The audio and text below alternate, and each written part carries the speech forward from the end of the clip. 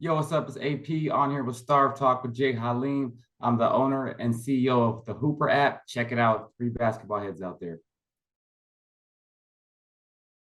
What's up, y'all? It's your boy Jay Halim, and we are back with another dope episode of Starve Talk. I always call it dope because I don't get nothing but dope people.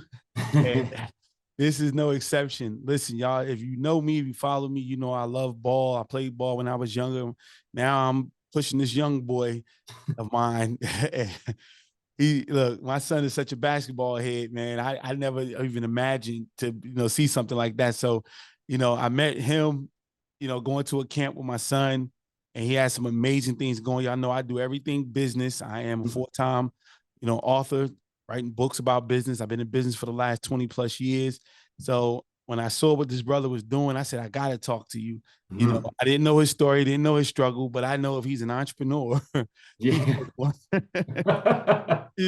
and Right. but what I did see is something unique that he created, and I saw him coming at his business in a different way. And I definitely don't want to do things dry and do the same thing everybody else is doing. So when I saw what he was doing, I said, how can we talk? How can I get you on my platform? And he humbly accepted. So I really appreciate you, AP, for coming on. Thank you so much. Listen, bro, let's start from the beginning, man. You've been hooping all your life, man. When were All you my life, introduced? man. My dad was my first coach back when I was 9, 10 years old and just kind of stuck with it. I'm from Orange County, California originally, not necessarily a basketball hub for those of you guys who don't know. You know what I'm saying? When people talk about California basketball, it's either Bay Area or, Los Angeles. So Yeah. I was in Orange County, which is kind of the outskirts of that area when it comes to basketball. So went to a small school in Anaheim, played well, but like I said, we didn't get the attention, we didn't get the looks. I actually didn't play AAU ball until like my senior year, going into my senior year. Nowadays, you hear somebody say that, you're like, you're crazy, right? But but when I played, like AAU was still kind of booming, still coming up. Especially out of Orange County, we just didn't have like that kind of access to talent and teams and tournaments like that. So we had to, drive into LA, every weekend for 4 hour practices, my senior year just to get my game right. Um, so did that in high school. I'm kind of an undersized. I played the post in high school. Actually, I'm about 6'2", 6'3" on a good day, and I played the post just because that's what it was out there. What we did back in those days. Yeah, I was athletic. I could kind of do everything. So, obviously, I dreamed of playing Division 1 and playing in the NCAA tournament. And I didn't get the looks I wanted to get recruiting wise. So I ended up going to junior college. Went to Fullerton Junior College. Best thing I could have done. Had a coach who completely changed my game and revamped it. Became a shooting sniper for the most part. So I went from playing post to just becoming a straight like three ball shooter. Got a lot of recruitment going out of junior college. People don't be afraid to go that junior college route. I know a lot of people nowadays are like, if I don't get, my scholarship offer, I'm gonna go to prep school, whatever. But hey, Yeah. go to junior college. You're playing against some grown men. Usually I was 17 when I graduated high school. Some guys on my team were 25, 26, still trying to make it. You know what I'm saying? So that kind of, helps build character and, the competitiveness where everybody's on that grind of, trying to get this scholarship. So I was fortunate enough. I played there 2 years, sat out my first year, kind of changing my game, and I gray shirted. For those of you who don't know what gray shirting is, it's going to school part time. It's like being a red shirt, basically. You go there full time, you're on the team, you practice, you don't play in games. I was a gray shirt, meaning I went to school part time. So I could still have that eligibility in case I needed the red shirt for whatever reason in the future. And with that said, when I was in junior college, I did go to school full time. I did work also, and I played basketball.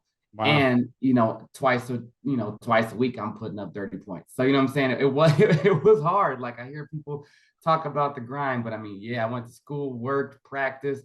I go straight from school, then I go to work, then I have a game that night. So it was a grind. It was a grind. Then I was fortunate enough to get a scholarship to University of Pacific in Northern California, Big West at the time, with Long Beach State, Fullerton, Santa Barbara, like those schools.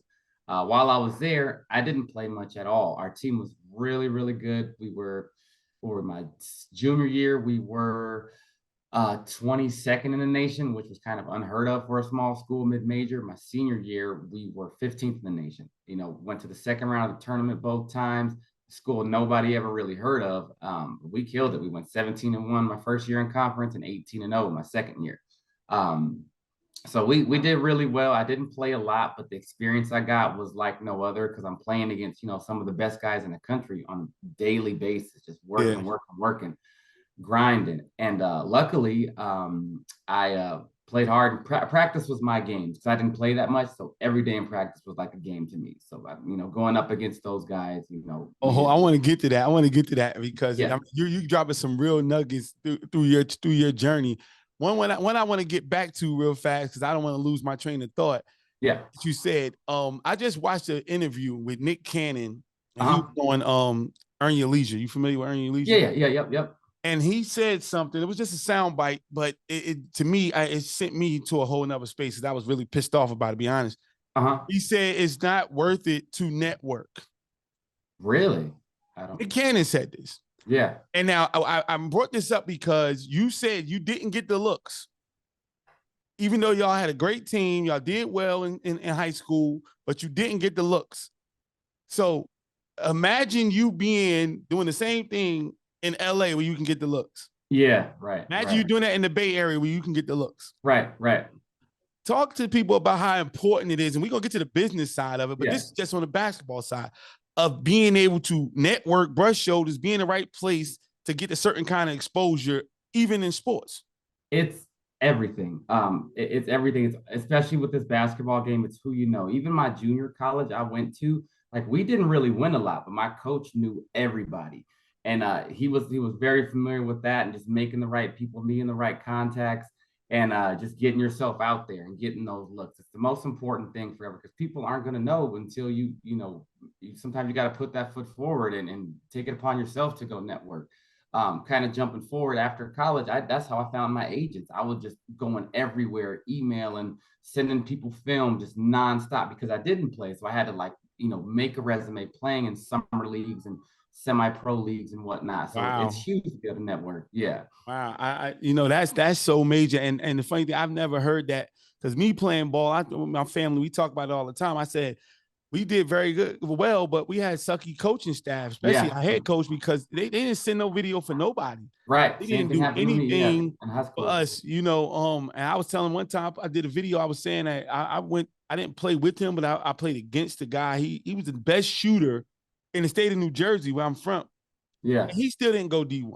Yeah, it's hard. It's hard. That's look, you in it, but you going to an inner city school. Wasn't that a prep school? Because I went to school around St. Benedict's Prep what's my man name? The one who missed the shot or ran the wrong way with LeBron. J.R. Smith. J.R. Smith. He went to that school. Right. And Danny Hurley, who's just going to the Final Four. He used to coach there at one point. Okay. Yep. Yeah. His dad, St. Anthony's, right over the bridge. Seton Hall Prep. St. Patrick's. All that's right in my area. But we're going to public schools. Now, if they come into my area, they're looking for those schools. Right. Now, you had a kid who was the best shooter in the state. And a public school didn't go to D1 when he was killing the kids there. So the exposure, the networking is everything. And I'm so disappointed at a lot of these people who actually make it, no matter what they're doing. Nick Cannon is not a basketball player, but no matter what they're doing, they give back false information. To the people who are trying to make it. What do you see that a lot with people as a basketball I do. I see a lot of misguided people in that sense. But networking, I can't stress that enough, especially business-wise, being something new. I know we're going to jump to that later, but basketball-wise, I mean, it's who you know. I mean, there were people that were better than me that didn't get scholarships, without a doubt. But me, one thing about me is I wasn't afraid to talk to people. I played hard and I wasn't afraid of the work. You know what I'm saying? Some people are very, very talented and don't want to put the extra work in. Me, I knew that that's what it took to get that kind of exposure and those kind of looks because I was coming from an area that nobody, even to this day, when I say what school I went to or where I played at, especially coming up as a pro, we were like Orange County. What? Nobody plays ball out of there. So it happened my entire career playing basketball. So I always had to kind of prove people wrong and let them know that we do got hoopers out there, but it's just hard to get that look. Let's talk about, the fact that the emotional side of it, because coming out of high school, You want to play ball. You're not getting the look. You choose to go to JUCO. Yeah. I don't know if you felt the way you feel now about it. Like you saying, you don't be afraid to go. But did you feel like you were going, like you feel bad about going to JUCO when you was first going? You know what? A little bit, but I didn't let that stop me. I had a feeling that I was good enough to reach my goal. And I knew, like, okay, this is just, there's more than one route to get there. It doesn't have to be, high school, top 25 player Division I scholarship. It doesn't have to be that. It could be high school, prep school, college. It could be high school, prep school, JUCO college, high school. Maybe you go to a D2 and you hit the transfer portal, then your your D1. For me, my route was go to junior college, get my game right, change a little bit, tweak it, get that hunger and work ethic in. And then I got a lot of looks because people saw the improvement that I made within those couple of years and the potential I had. And just the fact that I liked working hard, didn't mind it. And I loved competing. So I had to stress that to people a lot too. Like there's more than one way to get there if you really want to go. Yeah. Yeah. Reading your resume and seeing and talking to you, nobody would believe that path led to actually playing professional ball. So exactly. but you played professional ball. So it's a two-part question. I want to talk about that part, like just the transition to playing professional ball. And then I want to go forward into like, it doesn't have to be NBA for it to be professional. Exactly. So exactly. what was it like when your eyes was open? At what point was your eyes open? Like, oh, I can still get a check even if I don't go to the NBA. That was a weird path for me as well, actually, because after I told you I didn't play much in college at all, but I worked hard and we were a good team. So we had scouts in our practices all the time. So I graduated and I had no idea what I was going to do. So I'm just kind of staying in shape and whatnot. And then I get a call from my roommate, teammate, good friend of mine. And he's like, yo, there's this ABA team in San Jose. The coach remembers you from practice. Why don't you come on out? And I'm like, for real? So I went to tryouts. I went to vet camp, was there maybe a month or two. And that's when I was like, okay, I can do this. I got cut, whatever. But I was like, I can play. I didn't think I was prepared enough. But once I was out there and saw the guys and see what it took, I'm like, I can do this. So that's when I kind of changed my mind for him again. It's like, okay, now where do I want to take this? Playing professionally for me was playing for a check, no matter what it was. Yeah. To me, that was a goal. Because coming from where I came from, it just never happened. You know what I mean? Like very few people, especially out of my high school. I don't know if anybody ever did, but it was so rare to do that. So for me to get that opportunity to travel and see things and just to get played off of shooting, baskets, so I was like, let's do it. So that motivated me more than anything. For me, like I was realistic too, though. I knew my size, not having the big resume. I knew NBA was a real far shot, but if I could make a living for a couple, years, whatever, just playing basketball and networking and meeting people and knowing that basketball is going to lead me to something else. I kind of knew that as well going into it. Just that's why every team I was ever on, I never burned my bridges. I made friends with everybody, coaches, all that, knowing that would lead to something else. But it's a fun transition. Like I said, it was a rare route. But it was something that, like, once I got into it, I really saw myself taking a liking to it. Yeah, man, it's just crazy because I know playing ball myself. All I remember is just NBA. Right. Never said anything else. And I remember having an opportunity to. I got kicked out of school, so I didn't play my senior year, but I could have stayed back. So I could just play set out that year that I stayed back and then played that next year. But I didn't want to do any more school. I would have done it if I'd have known that I still could have had my basketball career going. Right. But they didn't tell us now. So have you seen any differences in the guidance when it comes to the students coming out of high school now? Yeah, it's twofold. For me, I had no like guidance. I didn't know anybody that had gotten recruited. So nobody, like, I went on my first visit to the school I went to and I committed the next day because I didn't know, like, I can take 5 visits. I didn't know the game, right? Yeah. As a pro, I didn't know about agents and having to build a resume. I was talking to somebody about this last night, and saying that a lot of my teammates came out of college, played overseas, made a ton of money. Me, I'm thinking, okay, I should do the same thing. So I didn't play for anything less than a certain amount of money, which, kicked me in the butt because I, realized I got to build my resume and, that's how you make more money. You start off low and work your way up. Yeah. Nowadays, it's weird because the guidance, I feel like a lot of coaches right now, in the AAU game and the circuit are more for trying to get players in better situations to help their own programs. I feel like it's a lot more selfish now. I really don't see coaches really out there for players' best interest. It's more of, okay, we have this player on our team, having his name builds my program, my reputation. I see a lot of that, which is disheartening. That's why so many AAU teams are popping up. And, you know, a lot of these coaches are using the kids just to try to build up their programs. You said a mouthful with the AAU teams popping up, because I know in Jersey we had about a good 3, maybe 4 in the whole state. Yeah. When I was in So right. And Jersey's nowhere near like the size of California, but it's just to tell you, like, you had I think we had 3 legit ones, and then we had one with some, which is actually dope now. A brother from the hood who had created one, and he's the guy who did the I always forget the name of that documentary that came out recently with LeBron James. He did it out of New Jersey. Oh, cool. Central High School is the coach's name, Sean McCray. I can't remember the name of the documentary, but he started one in '97 in my hometown, and you know, but that was it. But the other ones was just, you know, it was like 3 in the whole state. Now, like, I just saw dads getting pissed off and saying, you know, I'm gonna create my own team. That's exactly what it is. Yeah. It's a lot of I want to put my kid in a good situation. Let me go find some kid to prop up my son or whoever to play with them. And there's not really, like, when I played in high school, being on an AAU team like meant something, because only like Hoopers knew about it. And, you know, you go play all over the country. Nowadays, it's more of, let's just put a team together so we can play every, you know, weekend and give kids something to do. It doesn't have like the esteem that it used to have, where, oh, you're on an AAU team. Oh, cool. Who are you with? And you could, you know, name drop all these people that are getting scholarships. Now it's like there's so many within every city like this. It's so watered down. Yeah, I see that. I see that. So you know, you went from the ABA, what was the IBL? I played in the ABA, IBL, WCBL, like every letter you could think of. Yeah, tell us what those are. Let us know what those are. So the ABA, people are probably most familiar with the ABA. It's the same ABA with the red, white, and blue ball that you heard about back in the day. Same ABA. I love the ABA because I like the rules they had. It was a little different than the NBA. Shot clock was a little, I think it was 22 or something crazy like that. We had a rule called the 3D rule, where if you steal it in the backcourt, a 2 is worth 3, a 3 is worth 4. So the game was real fast paced.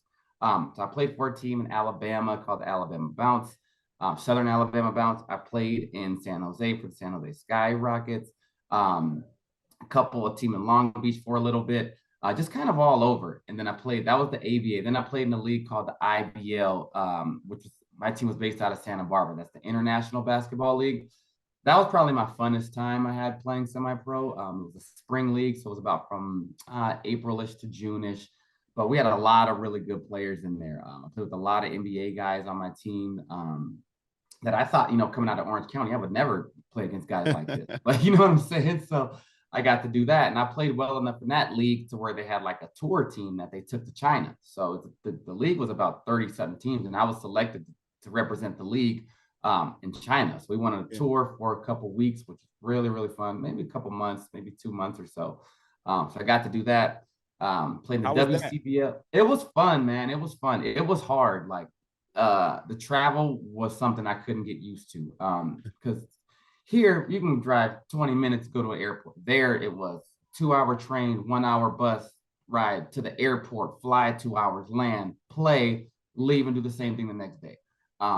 And it was crazy. We went all over China, just nonstop, bus, train, plane, all over the country. And you know, I didn't really eat, you know, Chinese food too much. I was struggling just to have energy. I could imagine, man. It was hard, man. It was hard, but I got to go back again in another league, another tour team. Played better, but same situation. It's just the travel is brutal there. And we're playing like every other night, and, you know, stacked against us. Everybody wants to see the Chinese team beat the Americans, right? So, you know, the refs aren't for us and all that stuff. A lot of crazy stories about playing over there. And, you know, one time we've gotten a huge, like almost a huge brawl. The military had to rush out on the court, rush us out of there. It was crazy, but got to do it. So that was the West Coast Basketball League. Played in Santa Barbara there. I went to vet camp for the D League, which is called G League now, for the Anaheim team, which was the Anaheim Arsenal. the Lakers G League team, the Defenders, which was cool because we got to practice for the Lakers practice at. That was pretty awesome. Another thing that I thought I would, never get to do, right? I'm practicing with the Lakers practice. And then the Bakersfield Jam was another team that I was kind of in vet camp with and didn't really make it, but got to see all of it, Yeah, I was yeah, bouncing all over it. And the hardest part about it is, which I tell a lot of people, is you just always have to be ready. You never know when you're going to yeah. get your call from your agent saying, hey, I need you to be here. I played in a game. I went to Singapore one time. My agent, whatever, hit me on a Wednesday. He's like, can you go to Singapore, by Friday? I'm like, sure. Dropped everything, quit my job, and I was out just to play in 2 games. Wow. So, Listen, man. but you got to do it, right? Yeah, you got to tell that these stories have to be told, man, because Yeah. it's just everybody is just selling a dream and they just got Yeah. beginning and end. And a lot of people are not giving that stuff that's going on in the middle, which really is needed. It's really, Yeah. that's the A huge part. misconception, I think, is people think playing overseas, you're making all kinds of money. That's not true at all. Only the top divisions and countries are actually making enough money where you could actually save, come back home, maybe don't have to work. Everybody else, they'll play overseas, then they'll come back and have to find another league to play in and then try to find another job the next year. It's constant, constant. You never know what country you're going to be in, not how much you're going to make. It's a grind, and people don't know when you play overseas. It's not like, okay, I play in Spain. It's like you play in Spain, but there's like 5 different divisions, Yeah. and you're making like, if you're not in one of the top 2 divisions, then you're not making any money at all. You're making just enough to get by. But you come home, you got to work. That's why a lot of us are trainers in the off season. We'll go play, then we got to come back and train because we got to make money somehow, right? Yeah. So, and Yeah. then you're younger, so you're probably tricking off the money you have anyways. So. So do you see anything different? Like, has it gotten better since your time? It's more competitive. These kids are good, man. These kids are really, really good just because they have trainers. Like it's my generation training the younger generation. So I know what it takes to get there. And there's a lot of us who are like, okay, here's what you got to do. So even the training I've seen lately is just stuff that I've never seen before. So kids are a lot better. They're taking basketball more serious at an earlier age for sure.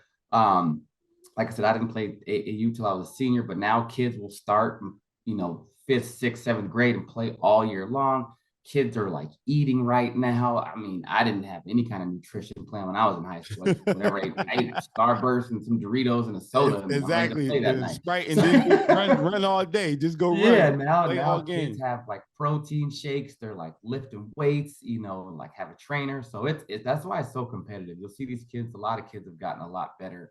So that's probably the biggest change that I've seen. But it makes it more competitive because now the game is worldwide too. Like you're competing with guys from all over the world. My college team, we had we had 5 international players on my team. So I mean, which Wow. is a lot. What about on the other side? Has it gotten any better as far as opportunities for these kids professionally for them to take basketball, like become a lifelong journey for them?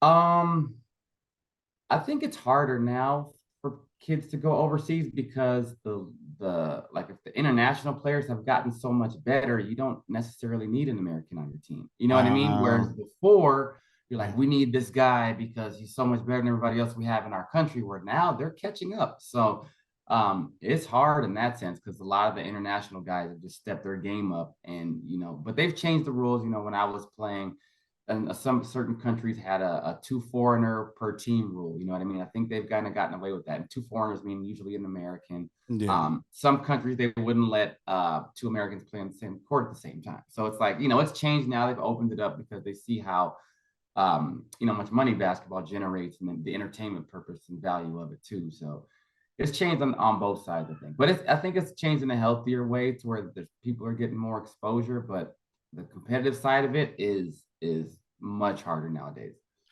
Yeah, and obviously you saw a shift after you decided at what time. I'll ask that question. I'll move into your business.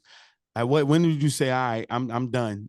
At what age and what time you say I'm done? I'm good. I've done all I was going to do. That was hard, man. That was hard because there was like a year or two where I thought I could play in the league, like legit. I'm playing with these guys in, summer leagues. I'm working out with them, and there wasn't much separation. It was more of, okay, as soon as my opportunity comes, I just got to go to the workout and kill it. So there was like 2 years where I thought I was good enough. I don't know if everybody else thought that, but in my head, I thought I was good enough. I tore my ACL back in '09, maybe 2010. And then rehabbing that was pretty tough, and my game changed within that as well. I would say I was a little more timid because of the way I hurt my knee. Like it was just a random pivot into a jump shot and blew my knee out, like something Wow. I've done a million times. So I think once that happened, I knew my body was kind of going. But I was still playing like, summer leagues and whatnot. But when it came to, trying to get money, making a living off of it, that's when I was like, okay, maybe I need to let these younger guys. One thing that bothered me when I played coming up was the older guys that were in the semi-pro leagues who were in their 30s. I'm just like, man, you guys had your chance. Let me get on. You know what I'm saying? And Yeah. that was fun. So when I became that age, I'm like, okay, I understand it. I'm still Yeah. trying to chase it, but at the same time, there's these younger guys who were more hungry than me. And they My come. time, I met my girlfriend, my wife at the time, wanted to settle down and whatnot. So I'm like, I got to get a job and things like that. Life happened. Yeah. Yeah. I understand. I totally understand. Yeah. So at this point now, you became an entrepreneur with the thing that you love. What how did that come about? How did that decision come about? Yeah, so like I said, when you're playing in the off season, you train kids, right? A lot of us train kids instead of getting a real job because it's, fits your own schedule, you can still work out. So I actually had a nonprofit sports training business called Baller for Life Sports Training, which is still going on, Huntington Beach, California. It's awesome. I also started a youth basketball league in the city I grew up in when I played at this park, forever, Central Park, for everybody who's, watching from Orange County. And they took the league away after when I was older. So after I was playing, I said, let me bring this league back because kids in this area need a basketball league. I was shocked that they got rid of the league. So I actually brought the league back just to bring basketball back in the city, have kids something to look forward to. So I did that for about 5 years as well. So I was always into training and basketball and wanting to give back because it helped me so much in life. Naturally, I'm a shy person and things like that. But playing basketball, having to go speak at camps and having to be in situations that were out of my comfort zone, basketball helped me with that. So for me, I'm like, if I can just get these kids around it, so they don't have to go to the pros or, college, whatever, but if they could just be around it, meet some people, grow some character, learn some skills that they could bring into their personal life or business life, whatever, I think that'd be beneficial. So that's kind of what kept me on the entrepreneurial role, is just wanting to do something and give back to, the way basketball gave to me, which led me into the app I have now, Hooper. Yeah, let's talk about Hoop, that. I think it's dope. yeah, And going from basketball to tech. yeah, which is That's a I jump. mean, yeah, it's a big jump. It's a big jump, but it's something I think is needed. And I've said it before. Growing up, it was hard for me to training was tough because I didn't have access to what other kids did, the LA kids. I didn't know how they were training and why were they so much better than me? I didn't know because I wasn't in that area. I couldn't see it. I didn't have access to it. Um, and I think that's a big part of basketball now is some kids are limited to what their resources are, meaning you're in a certain city, maybe you're the best in your city, but that's it. There's nothing else. There's no way to see what other kids are doing, what other people are doing to improve their game. So me thinking of, okay, if I was a kid and I'm trying to improve my game and whatnot, how would I go about it these days? Social media is huge. So I'm like, hey, social media, so many different ways to see things and do things basketball wise. But what if there was just a social media app just for basketball and training? So if I'm a kid and I want to work out, I can just browse an app that shows all the drills and workouts I want to do, have it all in one place, create my own workouts, meet other people like me who are just want to, hoop and are trying to get on. And, so and finding one place for that, you know what I mean? And I was kind of shocked to see that hadn't been done yet because basketball community is so big. But we need to like rally around us because basketball does so much for all of us. A lot of us are into Instagram and posting our stuff there, but this app is okay. It's just for basketball players, guys who want to improve their game, trainers who want to network and get more clients. Coaches who want to share their experiences and things like that. It's for all three levels. So that's how I got into it. it's the fact that it's tech, it just seemed kind of natural. It's new to me as well. So I'm still kind of finding my lane through it and how to, market and get my name out there because there's so much competition. But I really feel it's something that's beneficial to the basketball community for sure. Yeah, no, I think it is because, and one is unselfish too, because a lot of times when you train, you want people just to get your trainings, you try to hold it to you. Yeah, right. Actually created something where people can get other individuals training. So it's Exactly. And kind it's of not fair cool. to the kids, you know what I'm saying? To be like, you have to learn from me. It's like, nah, there's another way you can do this. And why Yeah. should the kid be limited to just seeing what you have, right? Then you get into the financial. Some kids, like for me, when I trained, I charged a lot. Like I wouldn't be able to afford me, you know what I'm saying? But maybe now with this app, I can see other trainers and what they do and be like, oh, I like that. I like that. Borrow different drills, create my own workout from it. And now I don't necessarily need the trainer, but there's no substitute for like live in-person sessions. So that's why trainers like the app too, because they can say, hey, I can show you my page. You can see how I train people. And that'll make people want to come out and say, okay, I want to work with you. I see what you do. You're in my area. I'm gonna, sign up and work with you or your program or whatever. Yeah. Yeah. It's amazing. Tell us how to, your transition, like when building the whole process of you building the app. How was that? It was like we just launched in November, December, but it took about 4 or 5 years. Wow. It's been a process. A lot of people think you can just do it overnight, but I wasn't really sure how I wanted to do Yeah, it. say And I that. wanted it to be done right. You know what I'm saying? Because it's something that hasn't necessarily been done before. And I want it to be something to where, okay, anything basketball, you come to Hooper. That's why I think I love the name of it as well. But it was a long process. It was a lot of like drawing and like I'd go away from it for a month or two, come back to it, come up with a new idea. Then you have an idea, but putting that into executing that idea, might not work. Financials, coming up with the money for it. How much is it going to cost? A lot of these things start to hit you, and it's just like, do I want to do this still? Can I do it? And then, I just kept kind of chipping away at it. I was in no rush to do it. I have a full-time job still. So, you know what I'm saying? So I have a full-time No, job. this is great. This is Yeah, great. This is what full-time people need job, to hear, man. full-time job, wife, 2 kids, like, and then, they go to sleep and I'm working on my business, right? So, I Yeah. mean, it just doesn't stop. But it's something I want to do. And it's something I truly think will help the basketball community. I use it myself. I would use it if I was a kid. Trainer, coach, which is great for collaborating. But like I said, it's just a lot of, you know, research, a lot of research, other training apps, social media apps. Why do people go to these apps? What keeps them coming back? Yeah. Why is there so many different basketball training apps? It's all one trainer. Why are they doing it this way? Seeing how fitness incorporates into basketball. There's so many different fitness apps. What if there was just one? You know what I mean? Then you could see all of them at once. And what really happened was, funny story is it was during COVID, it wasn't during COVID. Sorry, it was on paternity leave for my first child. And so I'm here at home and I want to work out. So I'm like, okay, let me figure out what I can do. So I'm going on different apps and I'm like, damn, I got to download an app to do cardio. I got to download a different app to do weight. I got to download a different app for calisthenics. They're all trying to charge me. Shit, why can't I just find one app that has everything? And that's kind of Yeah. how this happened. And then fast forward, COVID hits and kids are calling me like, hey coach, how do I work on my ball handling? Can you show me any drills? And I'm like, I can videotape it, but how do I get that to you? Do I want to, join your Instagram, list? Not really. I don't want to see what you're posting. Do I create a YouTube page? It was really hard to share that information. And a lot of us went through that. And we just didn't have that medium for showing the drills and kind of exercises that we do. Yeah. So I was like, hey, what if there was an app where we're just all in there and I don't have to say, oh, follow me on Instagram and you see all my like me on the weekend, you see me at the beach, you see me at the pool, then you get that one post of me having a workout. I don't want people to have to filter through that. This is Yeah. just basketball. So now I can say, okay, you want to see what I do? Here it is. You want to see what he does? There it is. And then you can take what fits you the most and you make your own little collaboration or workout off of that. Yeah. Yeah. It's crazy.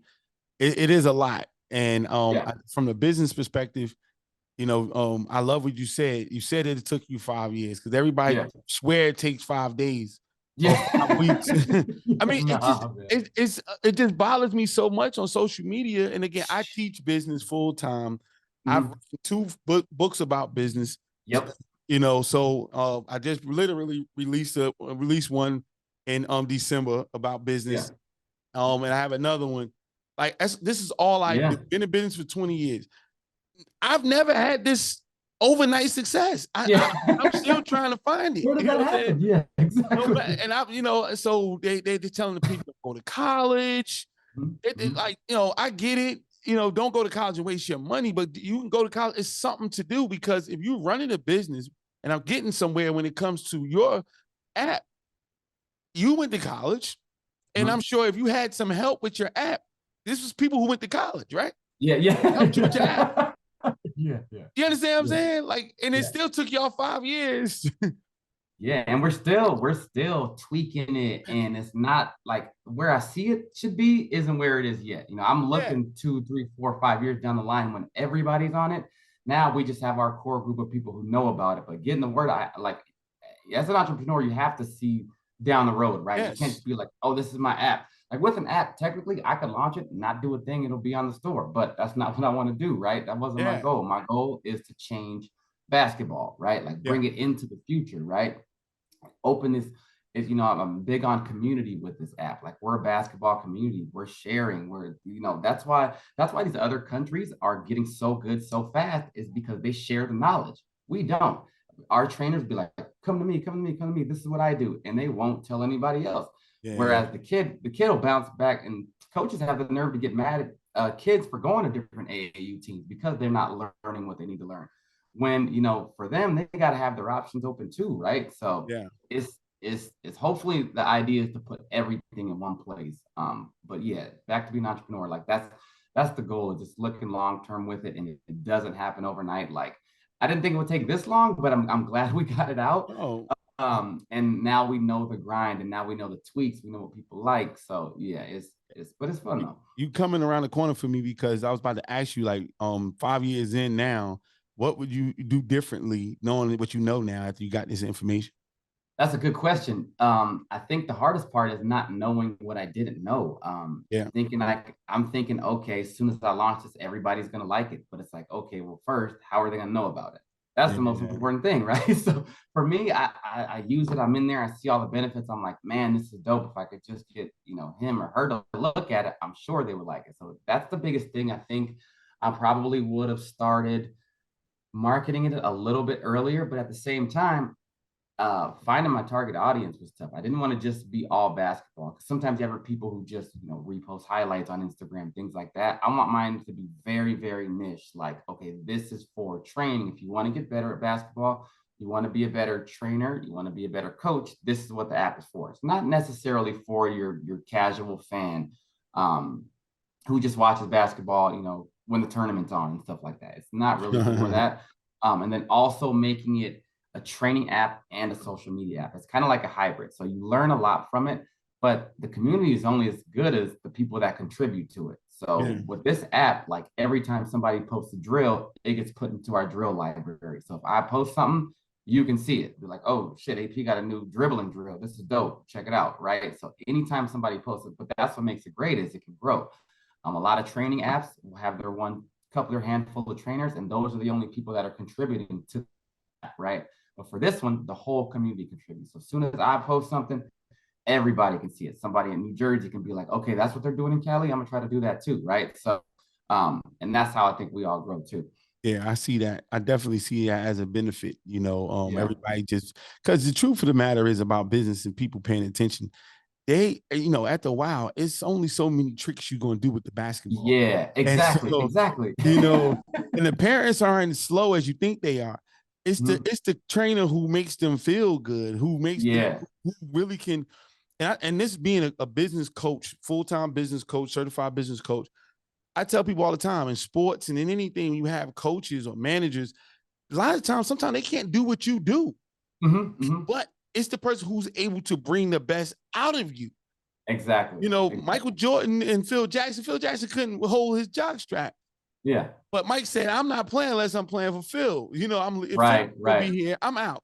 You know what I mean? Same with Kobe, same with Shaq when they had, like, so he couldn't play like those players, but he knew what to do to bring it out of them. And so the parents respond to that as well. So if that kid is like, I'm going to go see Coach AP, they gonna probably see the same drill somewhere else. Right. Yeah, you're They exactly put right. on for you though. The Yeah, kid put you're on for exactly you and right. not for the other person.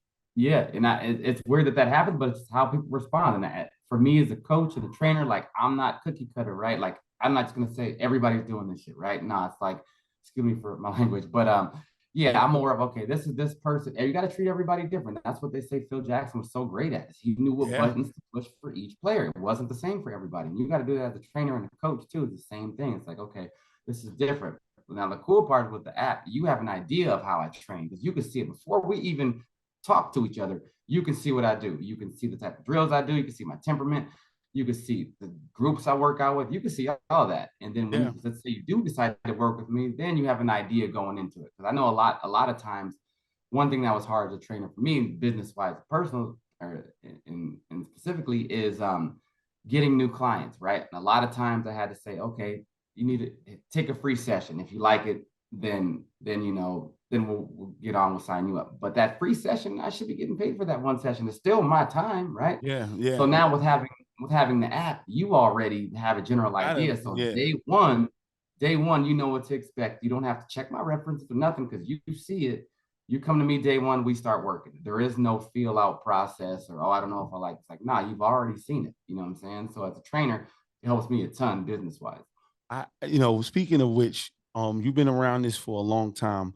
A new trainer, what some advice would you give to somebody who wanted to train basketball wise? That's a real good question too. I would say a lot of trainers will just gas up kids just so they can get them to come back. And I think you have to be real with your clients and be realistic with their expectations. You got to be upfront with them. You can't just do it, oh, this makes them happy, or the parent likes this drill. A lot of people will do these crazy drills because they look cool, they see it online, but it's like, nah, I'll always start with the fundamentals, no matter how good you are. Like if a coach goes right into doing tricks and stuff like that, I would stay away from them right away because everything has to have a foundation. It's cool, it's clickbait. They put all the stuff that they do on there. But if you go to a coach and they go straight into that without teaching you footwork, without teaching you shooting technique, without teaching you just basic ball handling, I would stay away from that. Yeah. You need the coach to set that foundation. Maybe it's just your first session. Okay, maybe at least I know he can do it because you have to know that right away, right? But I think as a trainer, as a kid, you got to find somebody who will, teach you the fundamentals first and foremost, knowledgeable. Sometimes you'll get the trainers who maybe didn't play, but they're great trainers. When I coached high school, the guy I coached with didn't really he played in high school and that was it, but he was very, very knowledgeable about the game. So yeah, you can always check, just asking questions. You got to ask questions, see what they know about it. Resumes are always good. Seeing where people played at, that helps because if you see they played at a school or for a coach who maybe, there's coaches out there who I saw on Instagram yesterday, there was a team that shot like 100 threes in a game. And I'm like, you know what I mean? If you have a coach that, is coaching those type of players, you're like, maybe this isn't for free or good for me or whatever. Yeah. So it's just fine. And it's tough because there's so many of them now. There's so many of them. Everybody can do it. Hard to say like, okay, how do I know this guy for me? But like I said, have that conversation with the person first. Make sure it's genuine.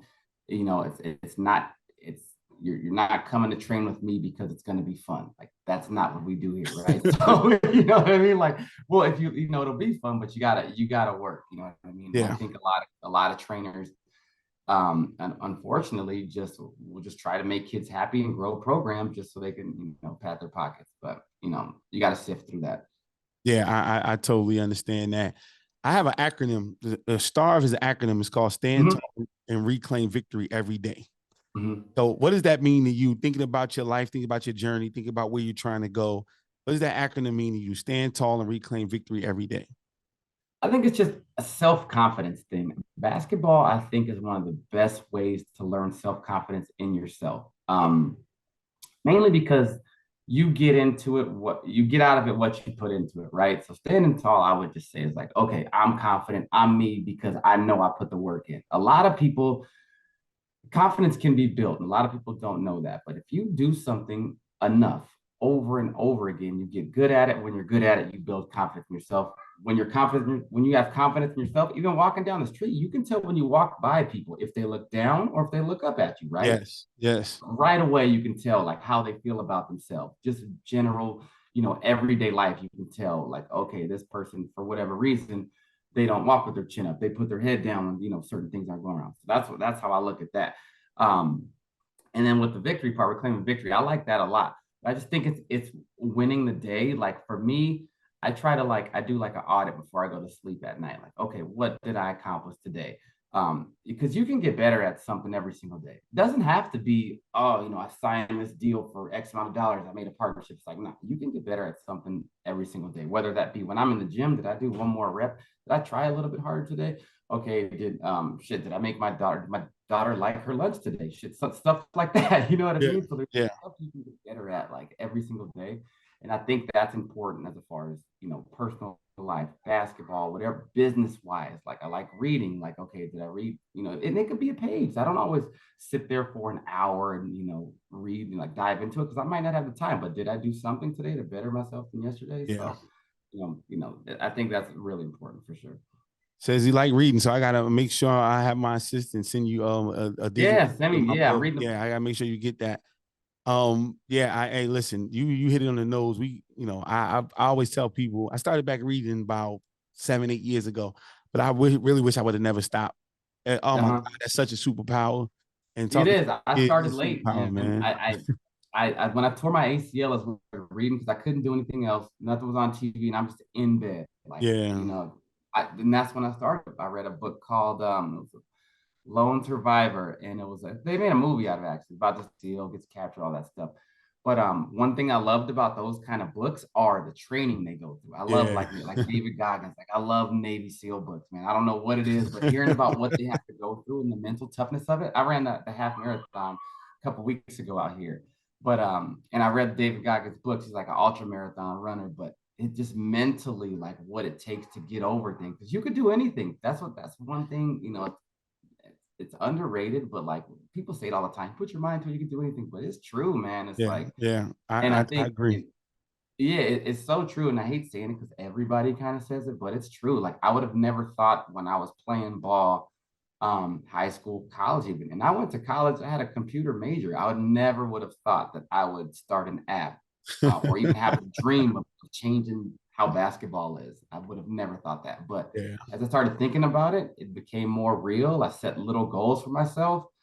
And it just became, once it became real, now it's like, now we can push, right? So It's you're absolutely right. You got somebody. If you can look right there on my top, you can see a picture of me with Debo Samuel. oh, dope. Yeah. Yeah, but if you look, that's me with all the Niners. Because Oh, wow. once upon a time, I was a photographer, and Right. I'm still. You never not a photographer, but I do it for money like that no more. But I did that full time, and I've worked with some of the most amazing individuals in the NBA, the NFL, WNBA, the Amtrak train company, Save the Children. Yeah. And I've been all over the world with the camera, and I only picked up a camera in 2008 when my daughter was born. I never Oh, thought that I was gonna ever have to do it for money. yeah. And I said, man, if I'd have done this in college, I've been rich. Yeah. Right. Yeah. I just had a $2,000 camera and I sold it to my pastor and he gave it back to me 2 weeks later, said, I want you to use it.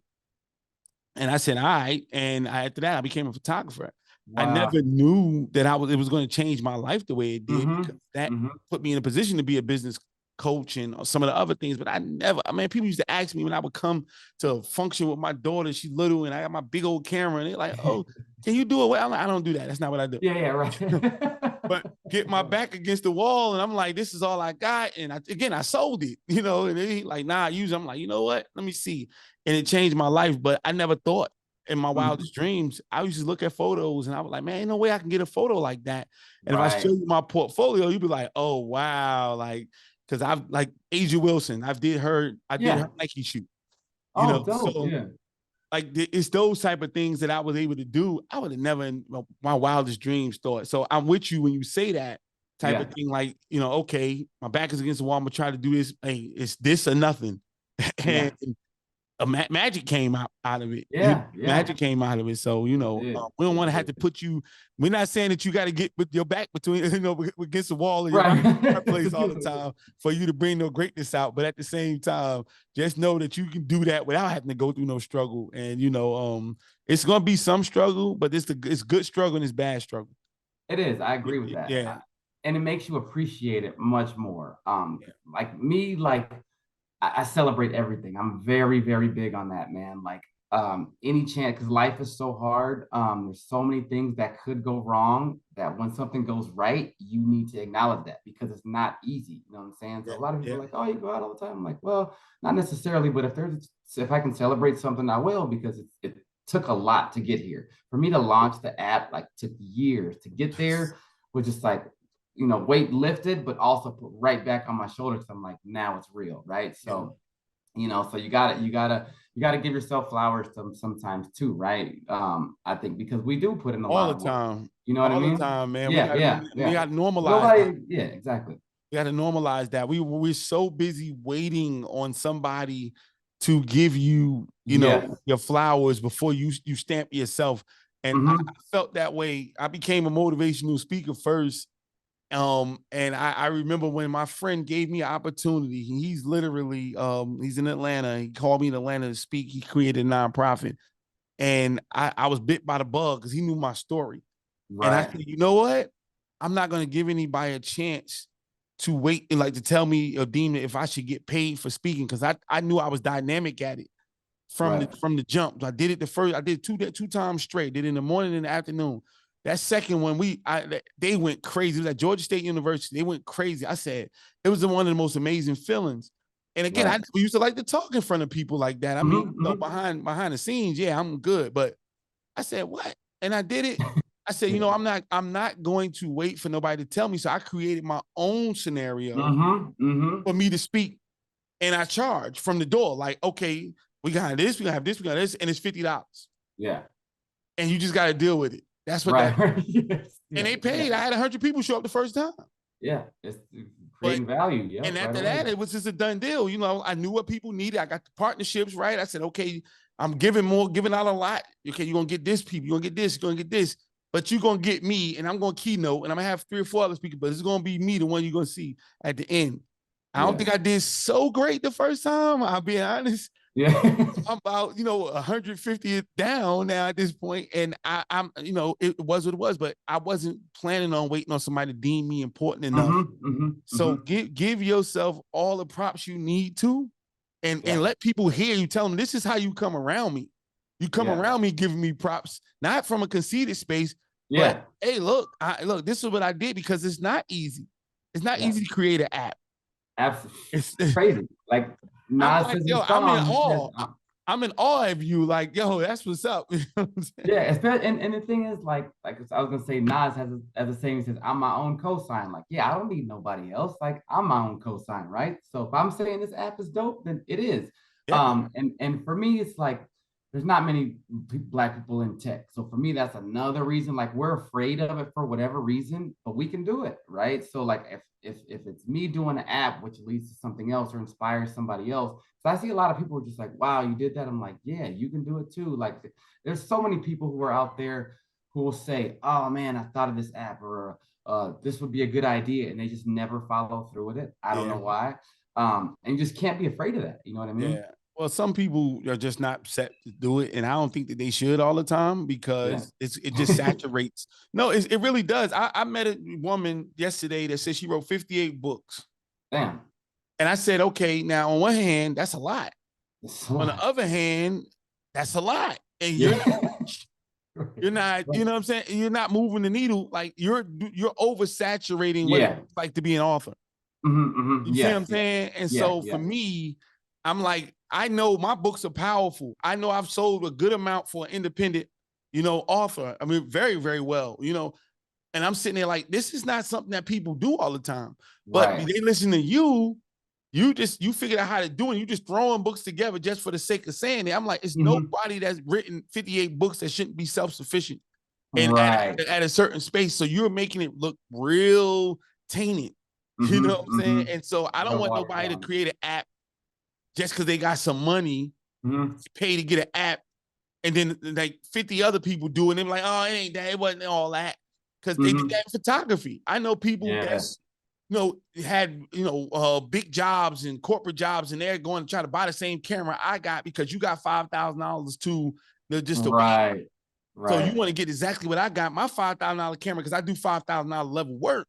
You know what I'm saying? And you got it, and now you telling everybody else, well, it ain't that. I got that camera too. Well, if he shoot that crappy, and I'm shooting like this, what is it? So we got to weed those people out, man. And I feel it. I'm like, it's a job for everybody. Stay over there if you're not serious, because if you are, then we're sharpening each other's blades. Right. Playing, then you watering it down. Same with your I would tell you, after a while, once you get to a certain point, I'm sure you're gonna have a filtering system of who their trainings on Hooper, because if it's not Hooper qualified, right? Yeah. Oh, we have a whole. That's our second version. It's a certification. Like you're gonna put your stuff out there. You got it to be similar to that Instagram check. It's gonna be a little H by it. Like, okay, that's me knowing business. Flood it because you know what I'm saying. Yeah, that's me knowing business, because I don't know that business, but I know enough about business itself to know, like, at some point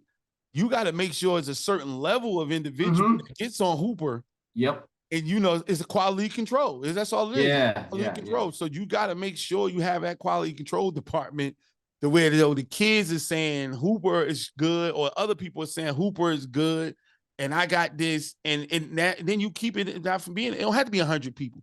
You can have the best 15 trainers, or you can have 50, one from every state. I'm getting here.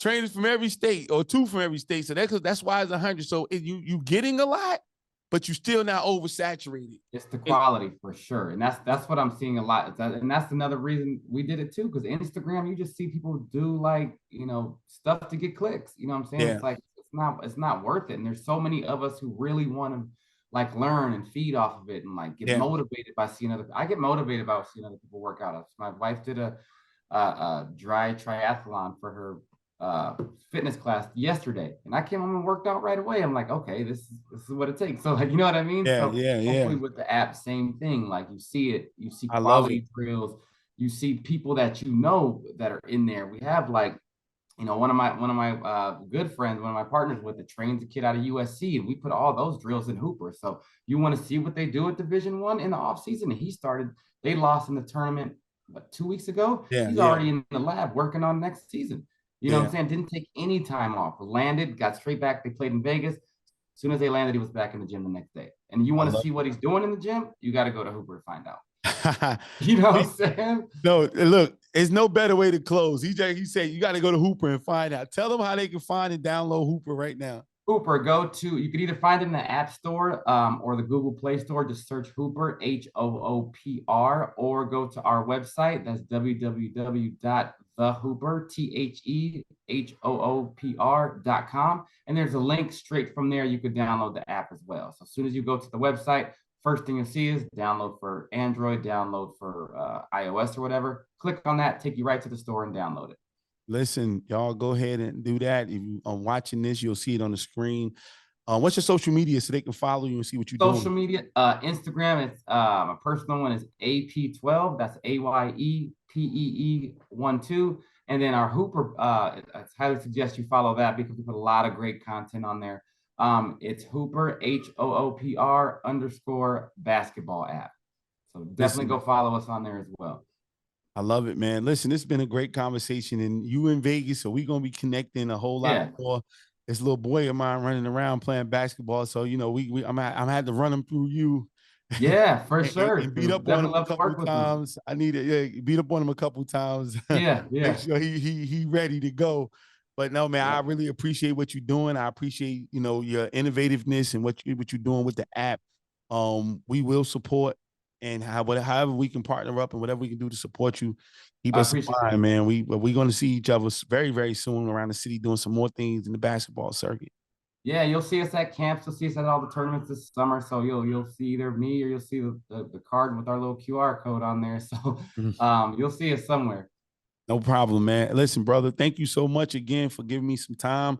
And you guys, y'all already know what we do over here. Check us out, www.iwon'tstarve.com. go to the Instagram page and it's at Starve Talk, or go to the YouTube page, youtube.com/Starve Talk. Follow the YouTube page, subscribe, click the notification bell so you can see what we're talking about. You'll see me talking about business. You'll see these interviews right here, as well as on the Starve Talk website. Go to that. And hey, man, we're having a great time doing this and meeting new people, and this exposure thing and this taking it to another level. So you guys stay on. As I said, it's another dope interview because we got nothing but dope people coming through here.